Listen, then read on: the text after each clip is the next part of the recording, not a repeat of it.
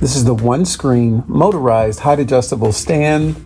To adjust these, what you do is you see a lock right here, and as soon as you hit anything on here, it's going to light up. But I'm going to hold the lock from here. What we do is you can hold the down arrow and you'll see those numbers adjust.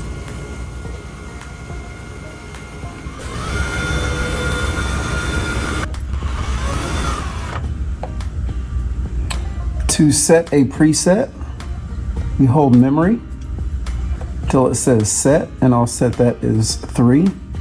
Now it's set. I can bring it down.